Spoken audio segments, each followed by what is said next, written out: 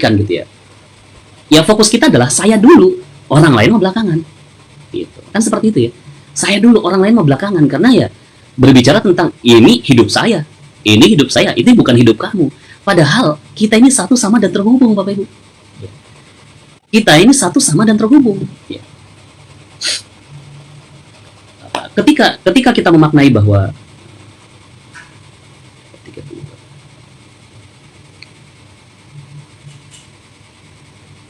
ya. Jadi kita ini satu sama dan terhubung, ya. Ketika kita mementingkan orang lain, maka kita sedang mementingkan diri kita sendiri. Dan disinilah keajaiban. Kalau yang tadi, ya, kalau prinsip ekonomi yang tadi itu hanya contoh ya, contoh saja, itu prinsip ekonomi yang tadi dengan modal sekecil-kecilnya untuk mendapatkan keuntungan yang sebesar-besarnya. Ini yang penting siapa? Yang penting penjual atau pembeli? Ya penjual dong, ya kan? Pembeli mah ya bodoh amat gitu kan. Yang penting saya mendapatkan keuntungan sebagai penjual. Tapi nggak begitu. Ya. Dalam dunia kuantum, keajaiban terjadi manakala kita memikirkan kepentingan orang lain. Ya. Nah, ini tertuang dalam surat At-Tolak ayat 7. Ya. Semua tertuang dalam surat At-Tolak ayat 7. Nah, ini di ayatnya. Ya. Liyunfik dzu sa'atin min sa'ati. Wa man qudira alaihi rizquhu falyunfik mimma atahu Allah. Ya. La yukallifullahu nafsan illa ma ataha. Sayaj'alullahu ba'da usrin yusra. Ya. Nah, ini dia Bapak Ibu ya. Jadi ayatnya, hendaklah orang yang mampu memberi nafkah menurut kemampuannya. Yang memberi nafkah. Yang memberi nafkah itu artinya kan mengeluarkan. Bismillahirrahmanirrahim. Assalamualaikum warahmatullahi wabarakatuh. Magnet rezeki. Satu sama terhubung.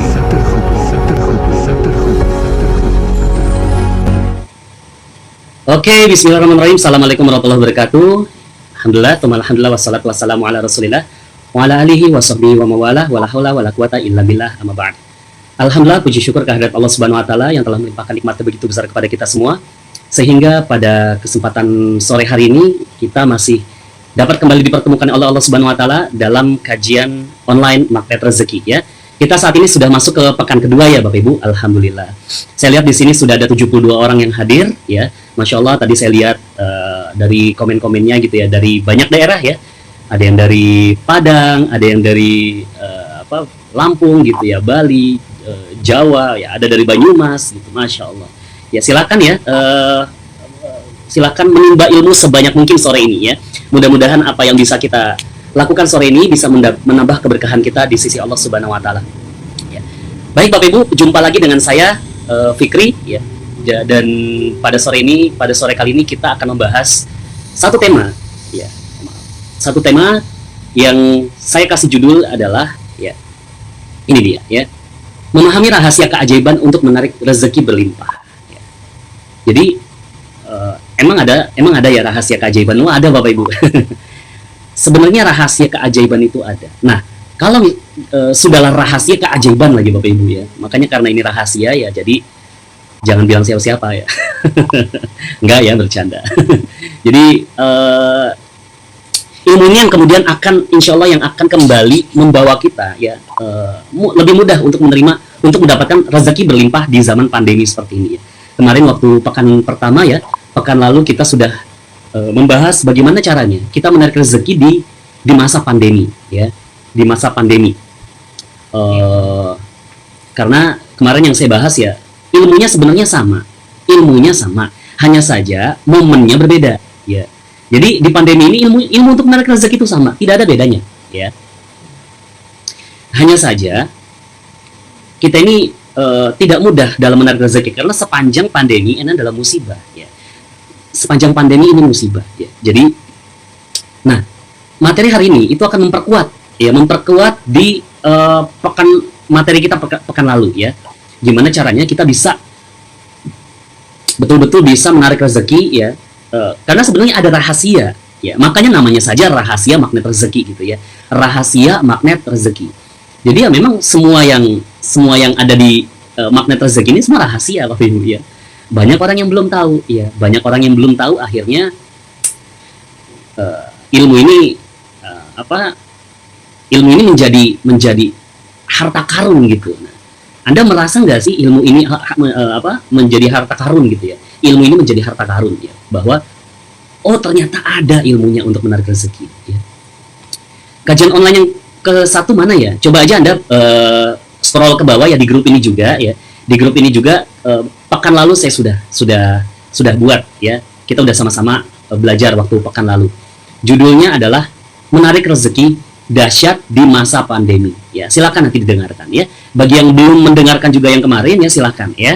Alhamdulillah ini sudah ada yang dari Tarakan ya, dari Parepare, kemudian dari mana lagi nih ya, dari Pekanbaru ya, kemudian dari Sinjai Sulawesi Selatan, dari Makassar, wah dekat banget ya, dari Pekanbaru ya, Padang ya, Ternate, alhamdulillah, Pangkep ya, Parepare, ada dari Taiwan, masya Allah ya, Taiwan, masya Allah, Banjarmasin ya. Oke, selamat datang ya, selamat datang yang sudah bergabung ya. Wah, ini ada guru saya nih, Pak Solihen dari Lampung, masya Allah ya. Semoga Lampung selalu berkah ya. Pak Solihen ini adalah Ketua Korwil Lampung ya, Ketua Korwil Lampung. Oke Bapak Ibu ya. Iya, saya terlewatkan part pertama. Nggak apa-apa, it's okay. Nggak apa-apa, it's okay ya. Yang penting sekarang Anda Anda belajar dulu yang sekarang ya. Anda belajar dulu yang sekarang, nanti yang tertinggal kemarin nggak apa-apa, pelan-pelan nanti setelah ini ya. Setelah ini Anda dengarkan ya. Ada yang dari Kendari juga, masya Allah ya. Selamat datang ya. Oh, masya Allah, ini ada dari Malaysia, masya Allah. Cemana kabar? Masih lockdown ke? Saya lihat kayaknya di Malaysia udah mulai tenang ya, udah mulai tenang. Mudah-mudahan Indonesia segera menyusul. Oke, Bapak Ibu ya, kita mulai saja di tema kita pada hari ini ya.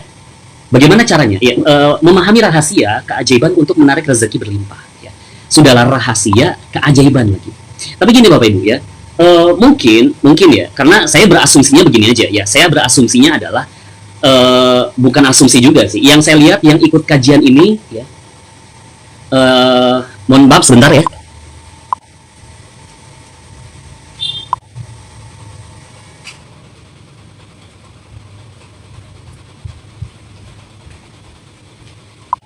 Ya, oke. Ya, asumsi saya seperti ini, karena saya lihat ya, ya, karena yang saya lihat, saya beberapa kenal di orang-orang yang sering hadir di sini ya, baik itu dia hadir di camp online, di TOMR gitu ya, kemudian di beberapa kajian, bahkan ada beberapa alumni saya, alumni seminar saya ataupun training saya. Jadi, kalau saya biasanya, kalau misalkan kajian di salah satu masjid gitu ya, saya mulai dari basic, dari ilmu yang paling basic ya, yaitu landasan magnet rezeki, perisai rezeki, terumbu karang, kemudian konsep dasar magnet rezeki dan lain-lain. Tapi kalau misalkan yang di sini gitu ya, kalau misalkan saya ngulang dari awal, ya mungkin lebih baik gitu ya, lebih baik saya langsung mulai saja di jurus-jurus yang lebih selanjutnya gitu ya. Jadi bagi teman-teman yang mungkin barusan belajar gitu ya, barusan saja belajar ilmu magnet rezeki, silahkan Anda bergabung ke channel Telegram ya, channel Telegram audio magnet rezeki ya, channel audio ya, channel Telegram yang khusus untuk audio magnet rezeki. Anda dengarkan dari audio pertama sampai selanjutnya. Nah, kalau misalkan Anda lihat di channel Telegram, yang saya bahas hari ini adalah audio ke-22. Jadi sudah cukup jauh ya, tapi oke, nggak apa-apa ya. Pelan-pelan ngunyahnya ya. Nah, jadi ada rahasianya Bapak Ibu. Kebanyakan orang tidak paham bahwa ada rahasia ini ya. Saya mulai dengan ya, rahasia keajaiban rezeki ya. Banyak orang di sekitar kita itu menginginkan kita keluar dari zona keajaiban ya. Banyak di sekitar kita yang menginginkan kita keluar dari zona keajaiban. Contoh misalkan kita memiliki persoalan nih ya. Kita memiliki persoalan, kemudian misalkan ada orang yang KDRT ya. Kemudian ada yang temannya bilang, iya benar tuh, suami kamu udah KDRT, udah laporin aja ke polisi gitu. Udah laporkan saja ke polisi, memang itu suami kamu nggak benar gitu. Akhirnya banyak orang di sekitar kita tuh menginginkan kita keluar dari zona keajaiban. Padahal bisikan-bisikan seperti itu, ya bisikan-bisikan seperti itu, ya bisikan-bisikan seperti itu adalah mengeluarkan Anda dari zona keajaiban. Ya, kan namanya was-was, ya. Was-was itu dalam bahasa Indonesia artinya keraguan-raguan, tapi sebenarnya ya itu serapan dari bahasa Arab, yuwas wisufi sudurinas, dalam surat An-Nas ya. Dalam surat An-Nas kan dikatakan bahwa ya qul a'udzu birabbin nas, malikin nas, ilahin nas, min syarril waswasil khannas. Min syarril waswasil khannas ya.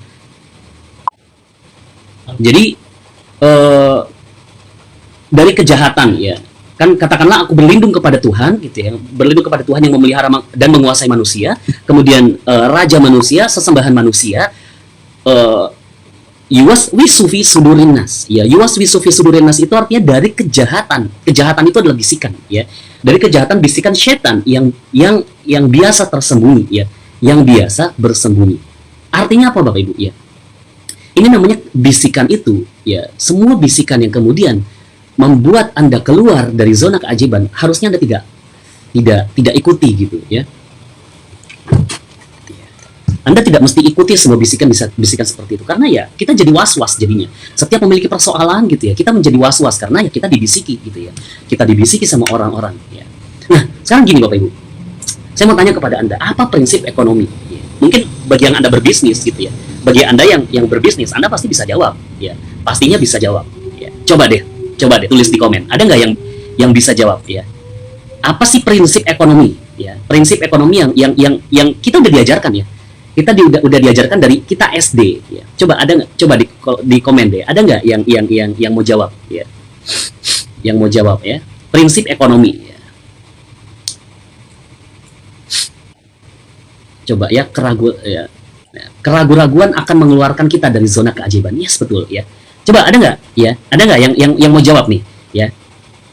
Prinsip ekonomi ya, prinsip ekonomi yang kita udah pelajari dari dulu ya, yang kita udah pelajari dari zaman kita sekolah ya. Ganteng. Masya Allah, super keren ilmunya, pasti dahsyat. Nyimak nih dari lokasi kajian kami besok. Masya Allah, Barakallah Pak Solehin ya, mudah-mudahan kajiannya besok lancar ya. Nah ini dia, ada yang jawab. Modal sekecil-kecilnya, untung yang sebesar-besarnya ya. Ada lagi ya, benar ya, prinsip ekonomi modal sekecil-kecilnya untuk mendapatkan keuntungan yang sebesar-besarnya ya. Benar semua nih jawabannya ya, modal sekecil-kecilnya, untung yang sebesar-besarnya. Nah pertanyaan saya ya, Anda yang berbisnis pasti pakai prinsip ini, kebanyakan ya. Kebanyakan pakai prinsip ini ya. Dan ternyata Bapak Ibu, prinsip ini akan mengeluarkan Anda dari zona keajaiban. Ini dia rahasianya ya. Ini dia rahasianya. Kalau misalkan Anda berbisnis, kemudian Anda memahami bahwa oh, berbisnis itu dengan modal sekecil-kecilnya untuk mendapatkan keuntungan sebesar-besarnya. Mungkin secara logika, ya benar dong Pak Fikri, yang namanya bisnis kita kan ingin mendapatkan keuntungan gitu. Ya, kalau gitu dengan modal sekecil-kecilnya, ya untuk mendapatkan keuntungan sebesar-besarnya. Karena kan memang target kita, tujuan kita kan mendapatkan keuntungan. Ya benar dong prinsip itu. Ya. Tapi sadarkah kita, banyak sekali orang yang memakai prinsip ini, akhirnya zolim sama pembelinya. Contoh ya, jual minyak gitu ya, jual minyak. Minyaknya 1 liter, tapi kemudian ada yang dikurangin gitu ya, ada yang dikurangin, misalkan total ternyata hanya 900 gitu ya, kan kalau 1 liter kan 1000 mililiter gitu kan. Nah ternyata pas di rumah diukur ternyata cuma 900 mililiter gitu. Nah ini 100 milinya kemana gitu, akhirnya disitulah zolim.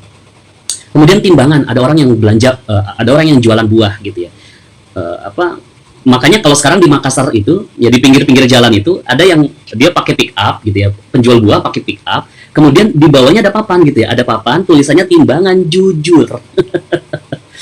Ya karena banyak sebelumnya di sini itu yang penjual buah yang tidak jujur timbangannya. Dibilang Pak beli anggurnya 1 kilo ya, pas ditimbang di rumah ternyata cuma 700 gram ya, ternyata hanya 700 gram, 300 gramnya itu diambil sama si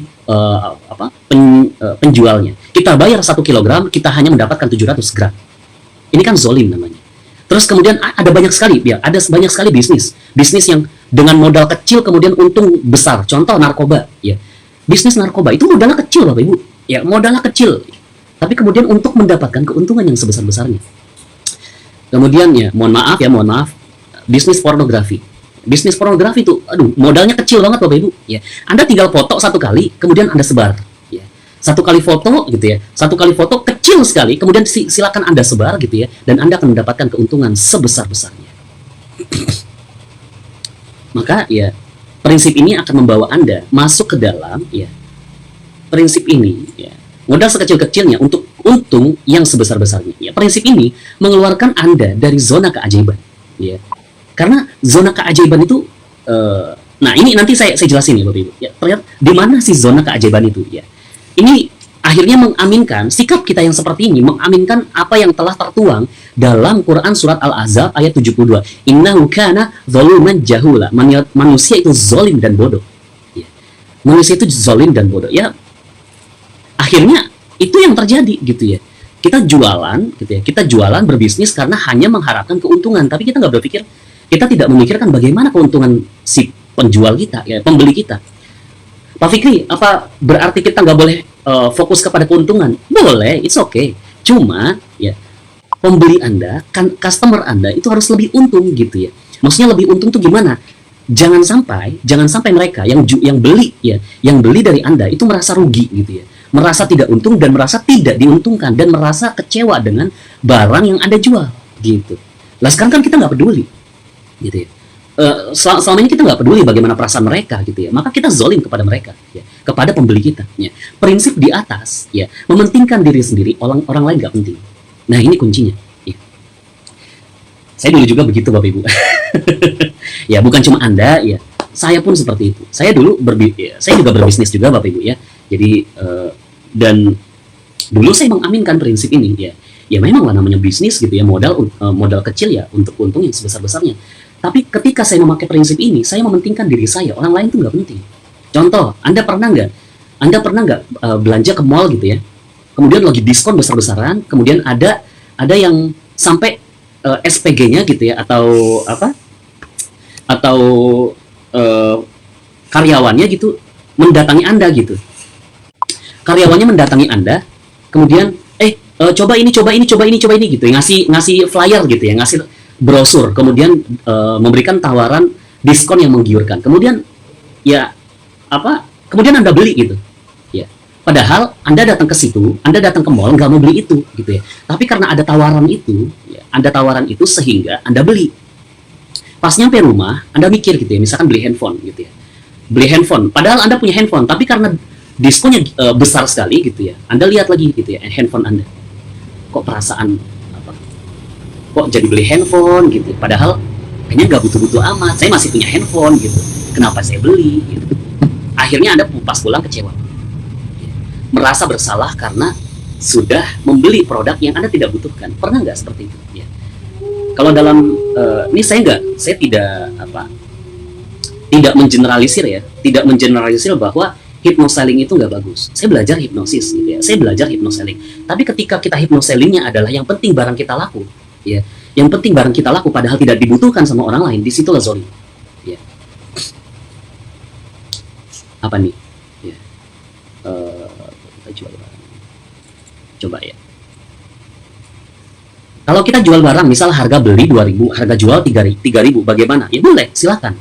Yang penting jadi gini, Anda kan dapat keuntungan dalam berbisnis ini, keuntungannya 1.000 gitu ya, tapi yang penting pembeli itu, pelanggan Anda itu mendapatkan keuntungan dari Anda. Contoh misalkan Anda jualan AC ya, Anda jualan AC, katakanlah Anda jual AC modalnya 2.500.000, Anda jual 3 juta gitu ya, modal 2,5, jual 3 juta, Anda untung 500.000. Kemudian bagaimana caranya supaya pembeli mendapatkan keuntungan daripada Anda gitu ya, ya kasih tahulah ini kekuatannya seperti ini, dan Anda kasih tahu kelemahan barang ini seperti ini.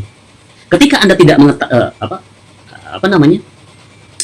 jadi jujur gitu bahwa ini kekuatan produknya seperti ini, kelemahan produknya seperti ini. Jadi konsumen tuh mikir gitu. Jangan sampai pas nyampe di rumah konsumen baru sadar, oh ternyata ada kelemahannya dan ternyata banyak kekurangannya daripada kelebihannya di produk gitu. Jadi Anda harus jelaskan supaya konsumen Anda tidak merasa dirugikan gitu, tidak merasa dikecewakan. Kemudian Anda tawarkan pasca selling gitu. Anda tawarkan service pasca selling, misalkan jual AC gitu ya. Setelah jual AC, apa yang konsumen dapatkan dari Anda setelah membeli AC dari Anda, misalkan 1 kali atau 2 kali cuci AC gratis, misalkan 2 kali cuci AC gratis. Kemudian tambah freon, tambah freon atau ganti freon untuk yang pertama kali, maka diskon, misalkan diskonnya sekian persen misalkan. Ya itu membuat loyal kepada Anda gitu, customer loyal kepada Anda dan Anda loyal kepada customer Anda. Jadi dua-duanya untung, konsumen untung, Anda pun untung gitu. Jadi it's okay, nggak apa-apa. Yang penting Anda tidak yang penting Anda tidak zolim aja sama mereka gitu ya. Jangan juga kemudian modal, pokoknya gini, jangan fokus kepada modal, ya. Tapi fokus kepada apa yang bisa Anda berikan kepada orang lain. Jangan fokus kepada modal dan untung, ya. Modal dan untung itu pasti akan dapatkan, ya.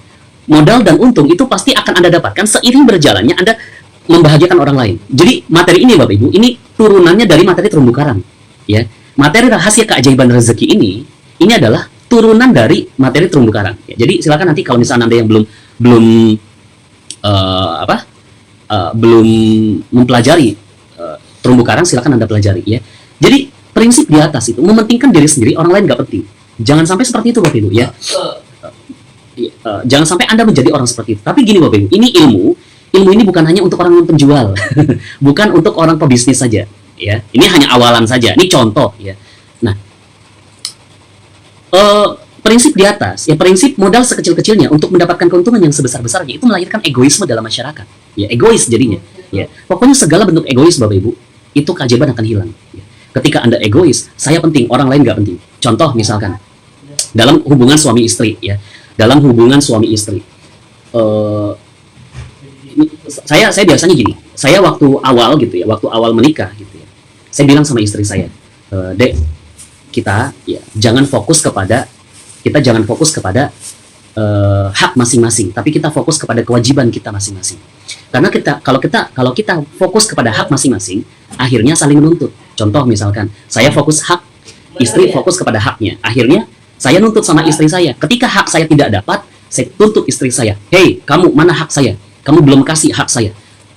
Kemudian si istri juga karena fokusnya menuntut gitu ya, fokusnya mendapatkan hak, dan dia tidak mendapatkan haknya, dia nuntut saya juga. Kamu juga mana? Ya, kamu belum ngasih hak saya gitu. Ayo mana dong hak saya? Akhirnya dua-duanya sama-sama menuntut. Ya. Dan disinilah letak keegoisan manusia.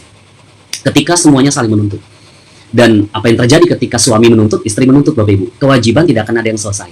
Ya, karena dua-duanya fokus kepada hak sehingga kewajiban tidak diselesaikan. Tapi saya bilang sama istri saya, kita fokus kepada kewajiban. Ya. Kita fokus kepada kewajiban masing-masing. Ketika saya fokus kepada kewajiban, ya, saya nggak penting hak saya dapat atau tidak. Yang penting fokus saya adalah kewajiban. Saya mikir gitu ya, setiap hari saya mikir apa nih kewajiban yang belum saya tunaikan, gitu ya. Akhirnya saya tunaikan kewajiban saya. Istri saya juga seperti itu. Apa nih kewajiban yang belum saya tunaikan ke suami saya? Akhirnya suami juga melakukan kewajiban. Suami melakukan kewajiban, istri melaksanakan kewajiban. Kalau suami melaksanakan kewajiban, istri pasti dapat hak. Ya. Istri melakukan kewajiban, suami pasti dapat hak. Nih. Ya. Maka ketika Anda fokusnya kepada hak, kewajiban tidak dapat. Tapi kalau misalnya Anda fokusnya kepada kewajiban, hak pasti didapatkan. Maka fokus kepada kewajiban, bukan fokus kepada hak. Ketika fokusnya kepada hak, maka disitulah muncul keegoisan. Ketika ada keegoisan, ya, egoisme, maka keajaiban itu hilang. Ya. Nah, maka Bapak Ibu, jangan sampai Anda egois. Intinya adalah dimanapun Anda, ya, mau Anda pebisnis atau tidak, mau Anda karyawan atau tidak, gitu, mau Anda profesional atau segala macam, gitu ya, jangan sampai egois. Karena keegoisan itu membawa kita kehilangan rezeki, karena keluar dari zona keajaiban. Nah, sebenarnya gini Bapak Ibu, kita itu satu sama dan terhubung. Ya, kita itu satu sama dan terhubung. Dalam training online, dalam private training gitu ya, dalam private training ataupun camp online magnet rezeki, dikatakan bahwa ada dunia kuantum gitu ya. Dunia kuantum akan membawa Anda masuk dalam zona keajaiban. Karena inti dari dunia kuantum adalah ini, ya. Jika Tuhan menghendaki, tentu Dia jadikan manusia umat yang satu. Tapi mereka selalu berselisih pendapat. Jadi kita ini satu sama dan terhubung Bapak Ibu ya. Kita ini satu sama dan terhubung. Ya. Ketika kita berbuat baik kepada orang lain, maka kebaikan akan datang kepada kita. Ketika kita berbuat kezoliman kepada orang lain, maka kezoliman itu akan datang kepada kita. Karena kita satu sama dan terhubung gitu. Ketika kita berbuat baik kepada orang lain, sebenarnya kita sedang berbuat baik terhadap diri kita sendiri. Ketika kita mendoakan orang lain, maka sebenarnya doa yang baik itu akan datang kepada kita. Karena kita semua ini satu sama dan terhubung. Anda semua Bapak Ibu ya, Anda semua yang di sini itu satu sama dan terhubung dengan saya. Ya. Kita semua satu sama dan terhubung. Ya. Nah, manusia itu satu sama dan terhubung, dan disinilah zona keajaiban. Ketika kita memahami bahwa kita satu sama dan terhubung, dalam magnet rezeki istilahnya adalah dunia kuantum, ya, dunia kuantum. Maka disitulah zona keajaiban. Dunia kuantum itu tidak berpikir lagi bahwa saya sama yang lain itu terpisah, gitu. Intinya seperti itu. Sebenarnya penjelasannya panjang, Bapak Ibu. Ya, penjelasannya tuh panjang. Tapi simpelnya saja, zona kuantum berbicara tentang, dunia kuantum berbicara tentang tidak lagi membedakan antara saya dengan orang di sekitar saya. Semuanya tuh sama. Ketika saya merugikan orang lain, maka saya sedang merugikan diri sendiri. Ketika saya menzolimi orang lain, saya menzolimi diri saya sendiri. Ketika saya egois kepada orang lain, maka saya egois terhadap diri saya sendiri. Maka tidak boleh lahir, ya. Tidak boleh ada lahir keegoisan, gitu ya. Keegoisan, kezoliman, kejahatan, dan lain-lain, ya. Ketidakbaikan itu semua, itu tidak boleh lahir. Karena kita semua satu, sama, dan terhubung, ya. Nah, contoh kontak batin, Bapak Ibu. Ada yang pernah nggak? Ya, ada yang pernah nggak? Ada yang pernah mengalami kejadian nggak? Ada kontak batin sama antara Anda dengan ibu Anda, gitu ya. Misalkan Anda punya persoalan, gitu ya. Kemudian ibu Anda tahu, gitu ya. Padahal Anda nggak ngasih tahu, cuma firasat aja, gitu ya. Punya firasat, pasti pernah. Ya, hampir semua orang pernah mengalami pengalaman kontak batin. Padahal Bapak Ibu, kontak batin itu yang mana? Kita nggak pernah ngelihat. Gitu. Kita nggak pernah ngelihat, tapi kita yakin bahwa itu ada. Disitulah dunia kuantum. Karena tidak ada lagi perbedaan. Ya. Tidak ada lagi perbedaan antara ibu dengan anak. Semuanya udah nyatu. Satu di dunia kuantum. Itulah satu, sama, dan terhubung. Ya. Nah, ini kuncinya Bapak Ibu. Keajaiban hanya terjadi di saat kita memikirkan kepentingan orang lain. Sekali lagi Bapak Ibu. Keajaiban hanya terjadi manakala kita memikirkan kepentingan orang lain. Itu dia Bapak Ibu. Ini dia rahasianya. Tuh kan, baru tahu kan? Ya karena rahasia. Ya, inilah rahasianya. Banyak orang yang nggak tahu. Selama ini Bapak Ibu, selama ini contoh dalam kondisi tidak mudah seperti inilah, dalam kondisi pandemi seperti ini yang semuanya terdampak. Ya. Kemudian ada yang butuh pertolongan. Ya. Ada yang butuh pertolongan. Kemudian jangan dulu. Saya aja lagi nggak mudah ini kondisinya gitu. Ini bisnis saya lagi turun gitu. Bisnis saya lagi turun. Jangankan ngebantu kamu, saya aja harus dibantu gitu. Ya kan seperti itu gitu ya. Jadi ketika kita ingin mendapatkan kebaikan gitu ya. Ya fokus kita adalah saya dulu, orang lain mau belakangan. Gitu. Kan seperti itu ya. Saya dulu, orang lain mau belakangan, karena ya berbicara tentang ini hidup saya, ini bukan hidup kamu. Padahal kita ini satu sama dan terhubung, Bapak Ibu. Ya. Kita ini satu sama dan terhubung. Ya. Ketika kita memaknai bahwa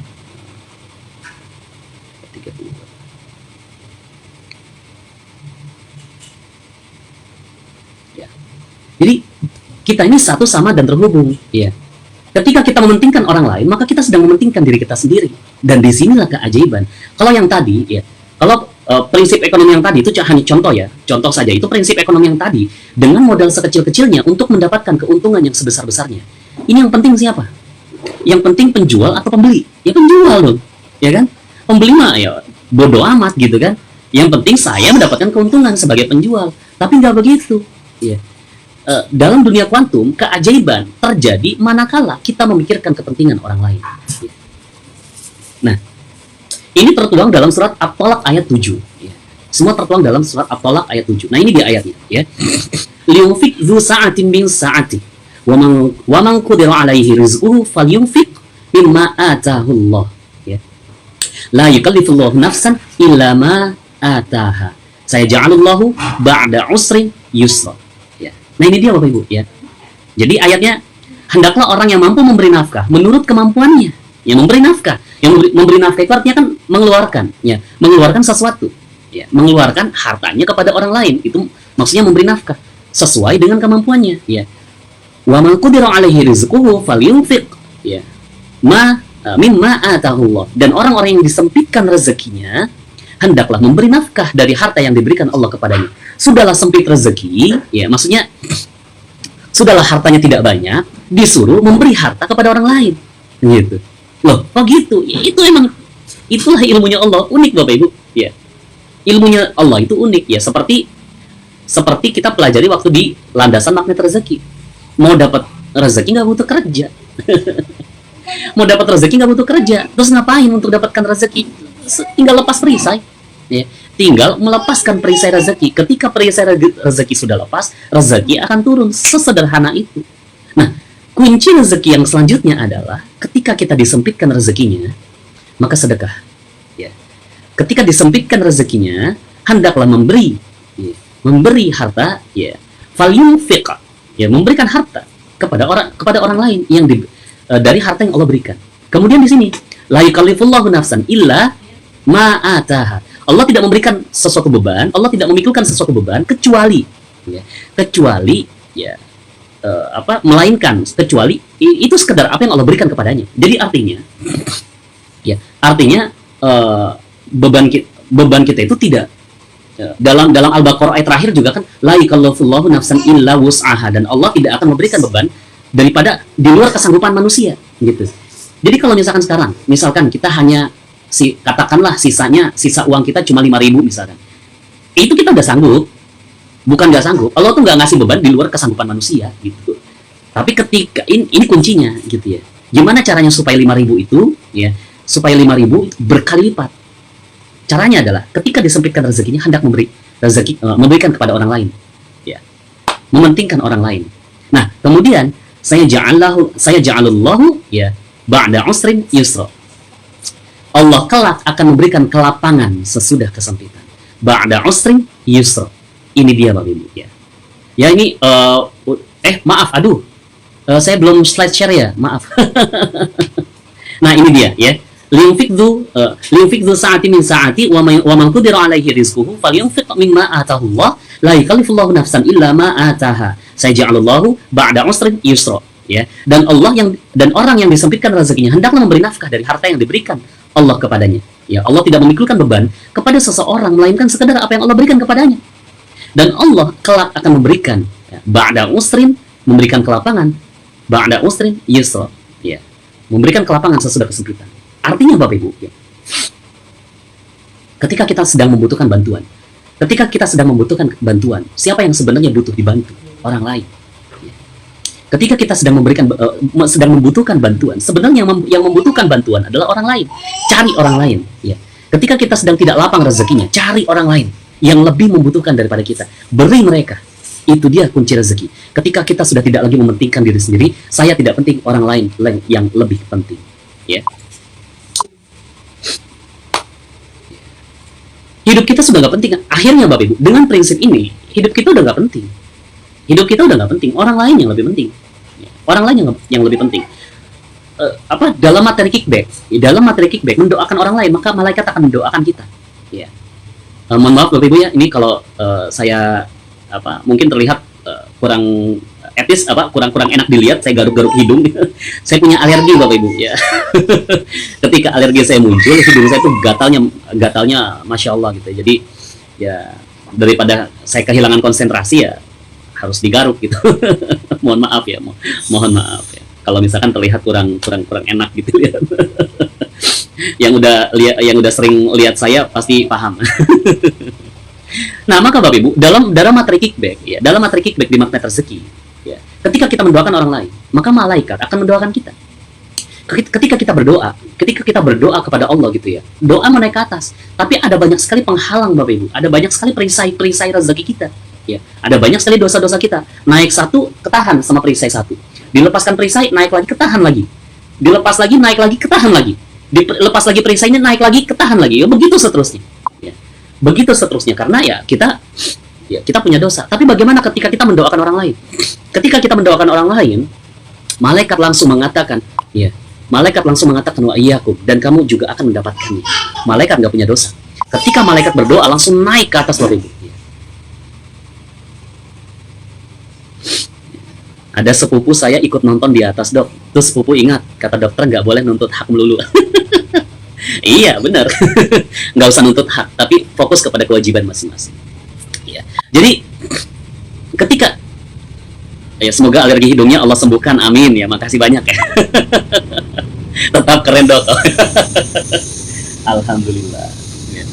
Jadi ketika malaikat yang berdoa, malaikat itu kan nggak punya dosa, langsung Bapak Ibu itu jalan tol doa naik kepada Allah. Ketika malaikat mendoakan, maka kamu juga akan mendapatkannya. Maka seketika itu Allah insya Allah akan mengabulkan doa-doa kita. Ya. Maka Bapak Ibu, orang lain yang paling penting lah, kita udah nggak terlalu penting ya. Ini sedikit saya berbagi kisah Bapak Ibu, ya ini kisah habis uang. Saat itu suatu ketika Bapak Ibu, saya punya uang sisa sisa 12.000 ya. Saat itu sisa uang saya hanya sisa 12.000.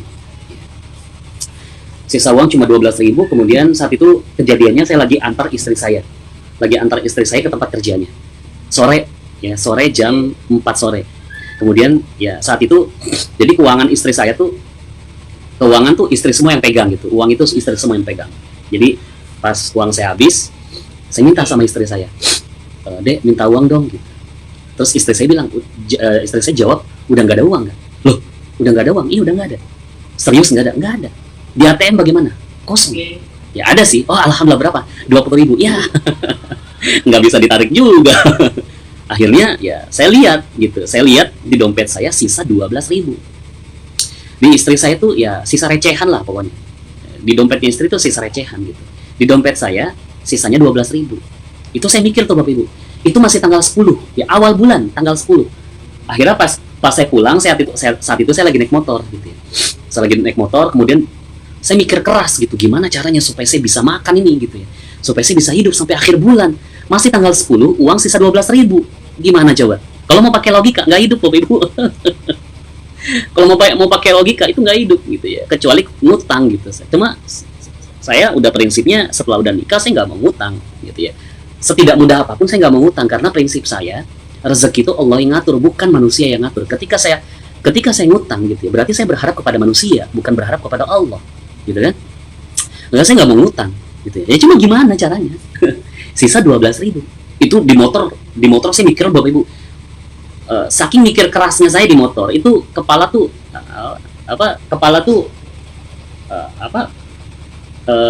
ya sakit kepala gitu ya, sakit kepala di atas motor lagi jalan, khawatir sakit kepalanya makin berat, makin menjadi-jadi, nggak konsen, jatuh kecelakaan. Saya minggir gitu ya, saya minggir ke pinggir jalan. Pas saya minggir ke pinggir jalan, ternyata di depan saya ada pemulung ya. Pemulung itu ibu-ibu ya, dia lagi duduk di trotoar gitu ya. Kemudian ada gerobaknya lengkap dengan barang rongsokan apa segala macam gitu ya. Kemudian si ibu itu duduk di trotoar, kemudian dia usap-usap perutnya gitu ya. Ya tandanya lapar gitu ya. Kayaknya ibu ini lapar gitu. Ya kalau misalkan udah lapar gitu, kemudian dia cuma duduk doang, berarti nggak punya uang buat beli makanan kan. Saya pengen kasih uang, saya pengen sedekah gitu ya. Ya tapi berapa? Uang saya cuma 12.000. Uang saya cuma segitu-gitunya. Uang saya cuma segitu-gitunya gitu. Gimana caranya? Cuma akhirnya saya ingat prinsip ini gitu. Bismillah. Saya mau tarik rezeki, ya. Saya mau tarik keajaiban. Saya nggak penting. Ibu ini lebih penting. Akhirnya keluar setengah dari uang saya. Ya katakanlah 6.000 ya. Saya kasih ke ibu itu, Bu, mohon maaf cuma ini yang saya punya, ya. Mudah-mudahan cukup ya buat makan. Terus ibu itu bilang, ya, alhamdulillah terima kasih Pak, mudah-mudahan rezekinya lancar. Ya, didoain rezeki Bapak Ibu ya. Ya kan memang saya lagi butuh rezeki, didoain rezeki. Ya. Jadi karena saya sudah didoakan, saya balik doakan dia gitu ya. Ibu juga ya, mudah-mudahan rezekinya lancar terus Bu ya. Akhirnya udah selesai. Itu kejadian jam 5 sore. Saya pulang ke rumah gitu ya. Berpikir lagi, sisa uang saya sisa 6.000. Gimana lagi caranya supaya saya bisa hidup? Gimana caranya supaya saya bisa makan sampai akhir bulan? Ada sih uang yang saya harapkan, tapi cairnya tanggal 20. Ya. Saat itu saya barusan mengerjakan sebuah proyek. Ya. Saya barusan mengerjakan sebuah proyek, komisinya 11 juta. Tapi sudah menjadi ketentuan, cairnya tanggal 20. Dan saya nggak punya kesempatan untuk mempercepat pencairan dana itu. Ya udah saya pasrah aja, nunggu tanggal 20 gimana caranya supaya saya hidup dengan 6.000 sampai tanggal 20 kan gitu. Saya pulang ke rumah, udah bismillah deh gitu ya. Kemudian jam 7 malam setelah sholat maghrib gitu ya, jam 7 malam tiba-tiba saya dapat transferan 11 juta Bapak Ibu. Ya, dapat pemberitahuan banking gitu ya. Dari mana nih gitu kan. Dari mana ini 11 juta? Pas saya lihat di mobile banking ternyata dari perusahaan itu. Ya, komisi itu yang cair gitu. Kok bisa gitu, ini masih tanggal 10 bukan tanggal 20, kok bisa udah cair? Akhirnya saya telepon, halo Pak, mohon maaf ini kok komisi saya yang 11 juta kok udah cair ya, harusnya kan tanggal 20. Ya, Ya, terus si bapak itu bilang, ya udah, memang udah rezeki kamu. Masya Allah, Bapak Ibu. Ya. Hanya beda 2 jam. Hanya beda 2 jam ketika saya mementingkan orang lain, Allah yang langsung mengurus saya. Allah yang langsung memberikan saya. Ya. Saya nggak punya kuasa untuk mempercepat 10 hari pencairan komisi gitu. Kok bisa cair? Harusnya tanggal 20, kok tanggal 10 cairnya? Itulah kuasanya Allah. Masya Allah. Maka Bapak Ibu, ya, Anda pun harus seperti itu. Ya. Anda pun harus menjadi orang yang kemudian hanya mementingkan orang lain. Ya. Diri Anda udah nggak penting. Karena ketika Anda mementingkan orang lain, Allah yang akan mementingkan Anda. Seperti Rasulullah. Ya. Rasulullah, Bapak Ibu, udah nggak penting dirinya. Ketika beliau ya sakaratul maut gitu ya, apa yang diucapkan? Bukan mana istriku, mana anakku, bukan mana keluargaku, bukan. Tapi yang dikatakan adalah ummati, ummati, ummati. Ya. Yang dipentingkan hanya umatnya saja. Yang dipentingkan hanyalah orang lain. Dirinya udah nggak penting. Ya. Dalam surat 28 ayat 9 ya dikatakan bahwa wa yu'thiruna ya wa yu'thiruna ala anfusihim walau kana bihim khasasah. Ya. Barang siapa yang mementingkan orang lain, maka Allah akan mementingkan kehidupannya. Ya. Barang siapa yang mementingkan orang lain, ya, mementingkan satu orang, barang siapa yang mementingkan satu orang, memikirkan kehidupan satu orang, maka seolah-olah dia memikirkan kehidupan ribuan orang, semua manusia. Ya. Inilah Bapak Ibu. Ketika Anda mengurus satu orang saja, mementingkan kehidupan satu orang saja, maka Anda sudah mementingkan kehidupan seluruh umat manusia. Dan ini terjadi pada zaman sahabat. Suatu ketika diceritakan, ya, saat itu sehabis perang, ada sahabat yang kehausan, ya, ada sahabat yang kehausan, kemudian sekarat kehausan terus teriak gitu, air gitu ya. Kemudian ada seorang sahabat yang memegang air gitu, kemudian dia lari ke orang yang sedang membutuhkan air itu, ya. Kemudian saat orang itu yang kehausan itu mau diminumkan gitu. Ini orang yang pertama saat mau diminumkan air, kemudian ada orang kedua juga teriak air gitu ya. Akhirnya si orang yang pertama bilang, kasih dia lebih penting gitu ya. Kasih dia lebih penting gitu ya. Akhirnya lari ini orang yang bawa air pergi ke orang kedua gitu ya. Pas mau diminumkan air itu ke orang yang kedua, tiba-tiba ada orang ketiga teriak juga air gitu ya. Orang yang kedua bilang dia lebih penting, kasih dia gitu ya. Akhirnya lari ini orang yang pegang air ke sahabat yang ketiga. Ketika sampai kepada sahabat yang ketiga, ternyata sahabat yang ketiga wafat gitu ya, syahid, meninggal ya.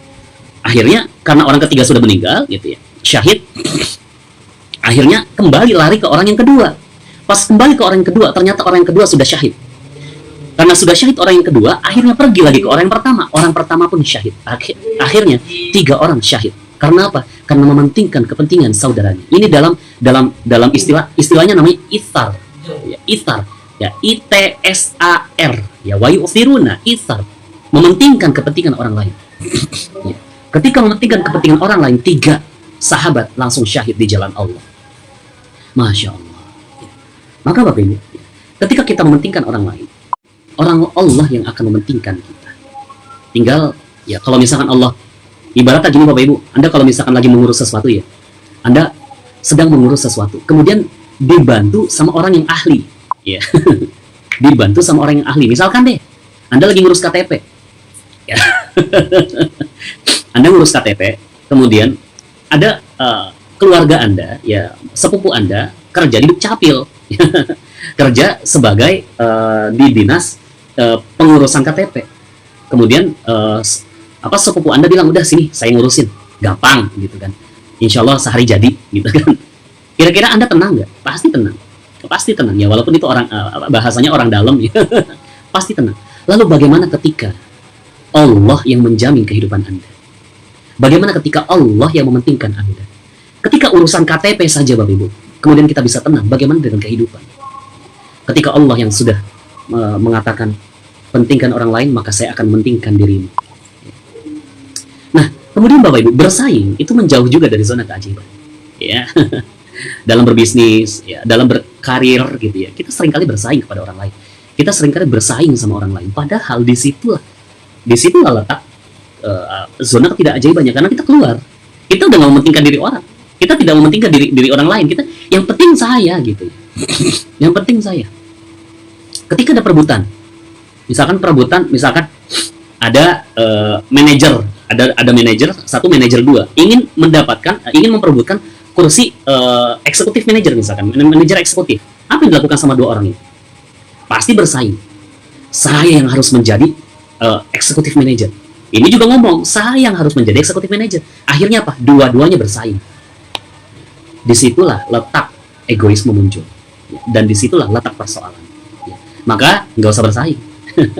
Mungkin Anda kalau misalkan yang sudah pernah umroh ya, Anda pasti tahu ya, namanya bin Daud. Ya, bin Daud ya, umroh haji apa. Anda pasti tahu bin Daud. Bin Daud itu Bapak Ibu dulu ceritanya gini, kenapa dia bisa besar seperti itu ya? Karena kan itu bin Daud ramai sekali gitu ya.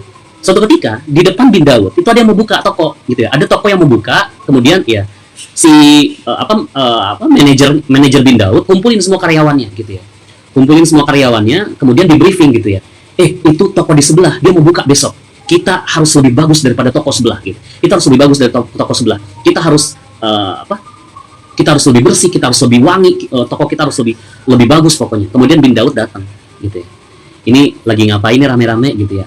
Ini bos, di depan itu mau buka toko gitu ya. Kita lagi briefing supaya kita tidak kalah dengan mereka. Terus bin Daud bilang, ya. Nah, kapan pembukaannya gitu ya? Tanggal sekian bos. Kalau gitu tanggal itu kita tutup. Ya, tanggal itu kita tutup. Biarkan orang lain membeli di toko dia. Kalau bisa kita bantu dia. Masya Allah.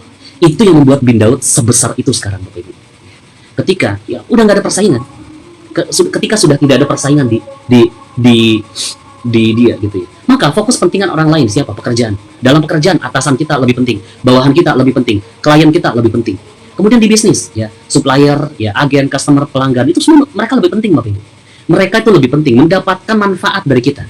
Kemudian di rumah, suami, istri, orang tua, mertua, anak, tetangga ya, dan siapapun ya. Maka Bapak Ibu inilah rahasianya ya. Inilah rahasianya. Ketika Anda mementingkan orang lain, maka Allah akan mementingkan Anda. Maka Bapak Ibu, itu saja yang bisa saya sampaikan pada kesempatan kali ini ya. Semoga Allah mempermudah kita untuk istiqomah mempraktekkan ilmunya ya. Jadi silakan Bapak Ibu ya mempraktekkan ilmu ini. Karena ketika Anda udah paham ilmunya, dalam kondisi pandemi seperti ini, siapa yang lebih penting? Ya. Dalam kondisi pandemi seperti ini, siapa yang lebih penting? Enggak, saya nggak penting. Ya, saya nggak penting. Orang lain yang lebih penting. Ketika saya mementingkan orang lain, ya, maka Allah akan memberikan kepada saya. Kurang lebih begitu Bapak Ibu ya. Kurang lebih seperti itu ya. Allah alam bisawab ya. Alhamdulillah ya. Materi kita sudah selesai hari ini ya. Kajian kita materi saya udah selesai pada hari ini ya. Gimana Bapak Ibu ya? Ya yang udah maghrib silakan menunaikan sholatnya ya. Nah ini adalah ya. Saya pernah melakukan itu, tapi saya dikatain sama orang, katanya belagu, rumah aja masih kontrak, tapi saya cuek gitu ya. Oh, rumah aja masih kontrak gitu, tapi saya cuek karena saya berpikir Allah yang akan mengganti itu semua. Saya berharap kepada Allah. Iya. Udah nggak usah mikirin ya. Sebenarnya kalau misalkan gini ya, diomongin sama orang begini, pahami aja konteksnya. Konteksnya dia ngomongin tentang apa gitu. Ketika dibilang, belagu gitu ya. Oh ya udah. Oh iya, mungkin ada rasa belagu yang keluar dari hati saya. Ya.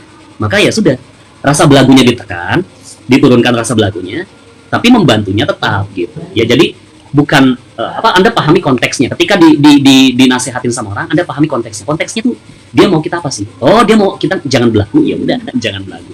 So, ya kita harus mementingkan ya. Ketika kita mementingkan orang lain, Allah akan mementingkan diri kita. Yes. Ya. Nah, itulah Bapak Ibu ya. Makassar sudah mau azan ya. Siap. Ini juga di dekat rumah saya juga udah ngaji ya. Nah, Bapak Ibu ya, sedikit saya mau infokan sedikit ya. Ini kan kalau kajian itu kan hanya 1 jam. Ya mungkin ada yang kemarin ada yang bilang, "Dok, rasanya kok kayak sebentar banget gitu ya. Terlalu terburu-buru gitu."